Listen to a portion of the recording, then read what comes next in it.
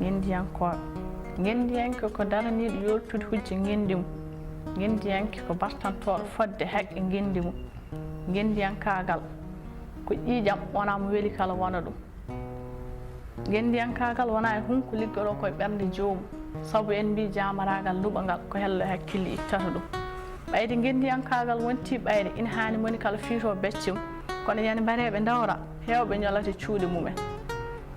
Ngenndiyanke sabu pucci ƴook mbabba yatto ñiɓɓere waɗi ɗum, mo waɗi cakka e daande paɗe malaa tiina e dannga, mo sikkoo ɗum woni ngenndiyankaagal funti hoore mum, mo yiɗi wonde ngenndiyanke anndat firo ngenndi e jaale mum, dato fellitana ɗum, fonda heen nguurnam e maayde mum.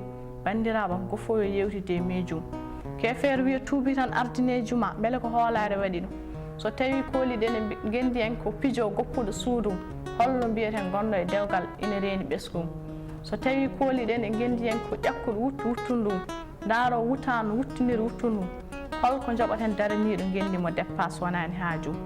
Mbiyoo ko ngenndiyanke ina funta leñol mum, yiyoo goonga waasa haalde ɗum, yiyo boomaade jeertinaani leñol mum, fof ko mete ɓooya e gollorde mum. On so wii ko ngenndiyanke mataw ko payka gaɓɓule mum, kono on hay yittere ngorko ɓuranimi ɗum. Hannde mi jaara ngenndiyankooɓe men, ɓe hay gooto e mumen gacce mbaalaani e ladde, ete nawaraani ñamaali e yanaani mumen. Elhaji Tijani An wirniima jam faaki leñol mum. Moustapha Booli Kane darannoomo leñol mum, kono maayde faliima golle mum. Mamadou Samba Diop haa wirni en ciidiima golle mum.